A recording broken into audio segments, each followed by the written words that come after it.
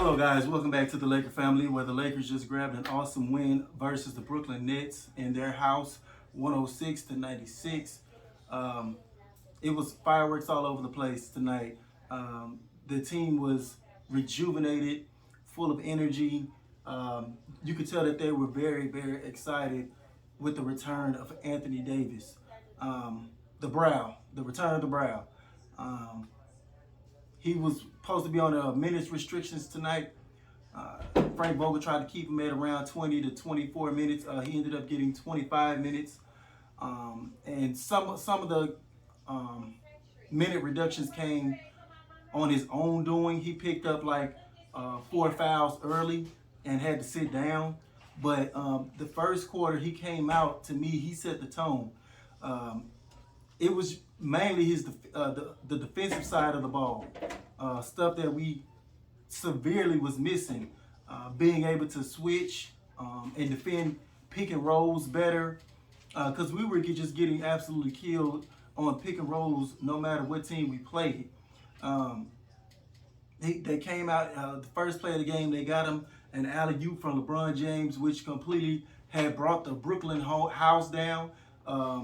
The way he cocked it back, and I didn't even think he was going to be able to catch that baby and jam it the way he did. So it brought me out of my seat. I'm like, okay, welcome back, AD, welcome back. And they just continue to thrive off of that. And the whole team, you could just feel the electricity with them. Even guys like Westbrook, Malik Monk, you name it, guys were just feeling it tonight. Now Westbrook, he kind of had a down then an up game. I was getting highly upset because we had ended up getting a lead, and I'm like, okay, I'm tired of this same thing of us getting these leads and just letting it evaporate so quickly. The third quarter was a prime example of like was holding this 12-point lead for so long, and I'm like, okay, we need to build upon this, and we just got stagnant. And then Westbrook started rearing his ugly head once again, coming down, taking quick shots. He airballed a three-point shot, and like the very next play, he turned the ball over, and the Brooklyn Nets were just right back in the game. I think they cut it down to like 2 points just that like within a span of a couple of minutes, and I'm like, here we go again. But he cleaned it up in the fourth quarter with some good drives to the bucket, things like that. But it was an up and down game from Westbrook tonight. I just did not want him to shoot us in the foot, so to speak. But I was happy with the way he ended up cleaning up what was shaping up to be a terrible game for him. LeBron James, the king, the undisputed king, was on display once again tonight. 33 points, 6 assists, 7 rebounds, 2 blocks. And he basically sealed the deal with those 2 back-to-back steals in the fourth quarter.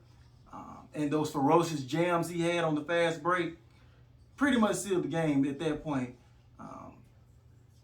Man, I think they had a chart up the oldest player to have 18 straight games of I think it was 30-point performances.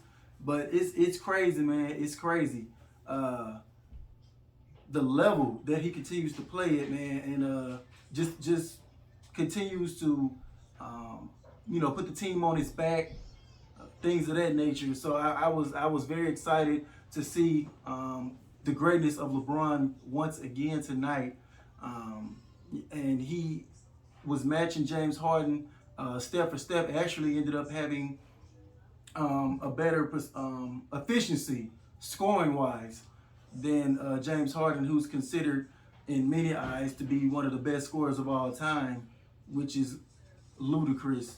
Harden ended up with 33 points, but he had the highest minus in the plus minus category in the starting lineup for them with a negative 12, because he shot 11 of 24 from the field, 2 of 7 from 3. and 6 turnovers to go along with that. Um, that's not going to cut it. And then at the same time, he was just whining to officials about he's not getting enough calls.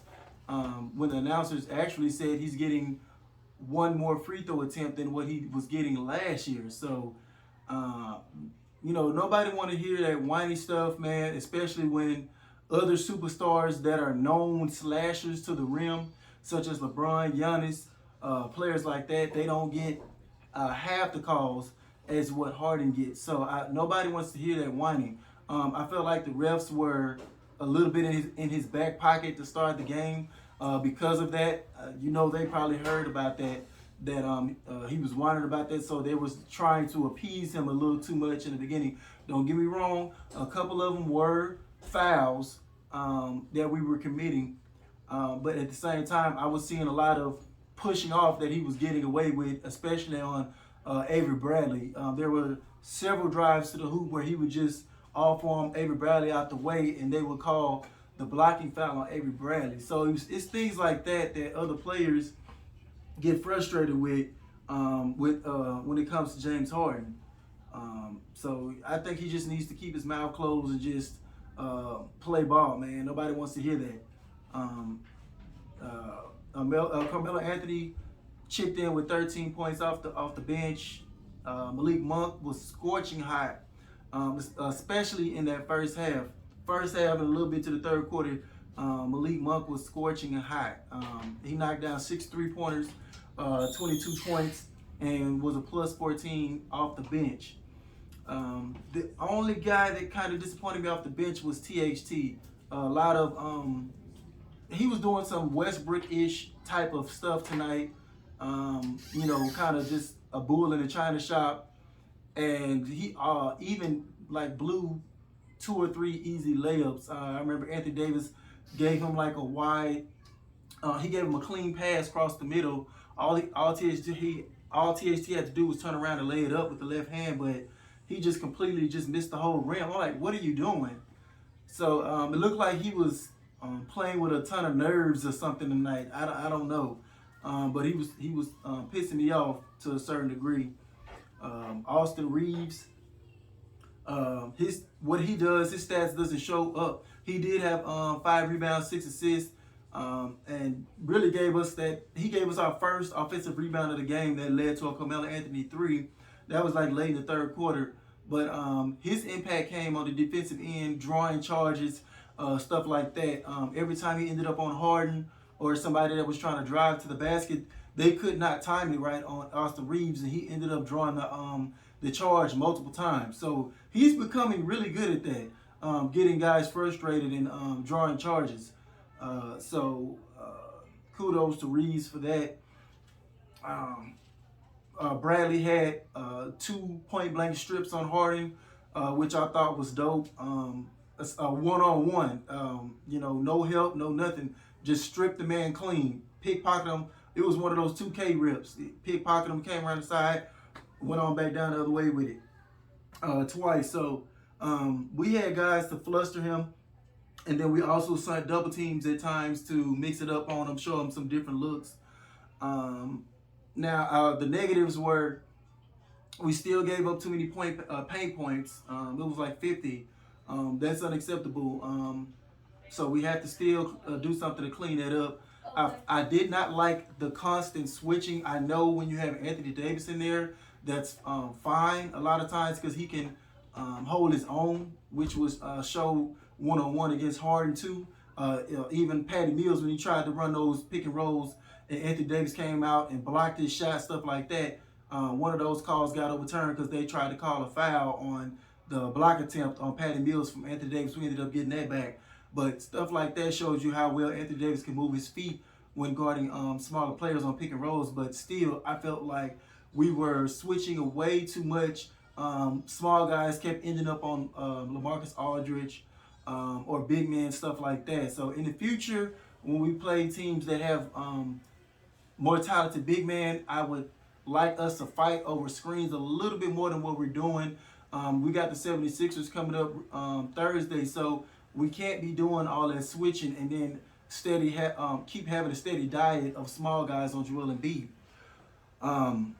Now, with Anthony Davis back, we won this game tonight, which rolls us back up to the 7th spot. But we have to take every game seriously now because, it's real tight. The Wizards end up letting the Clippers come back and win by 1 inexplicably. The Nuggets won tonight by 5. The Mavericks are playing the Warriors tonight. We don't know how that's going to turn out. But, we have to keep our heads above water and try to at least fight for, make a push for that 6th spot. At least make a push for it, man. We have winnable schedule coming up. I looked at the schedule, man. We got some winnable games, man. Other than the 76ers, which I feel like that's going to be a tough game. Let me go back here so I can show y'all what we're working with as far as the standings. Okay, I know we have the 76ers coming up, but then we have, I think it's the Hornets. Let's see here.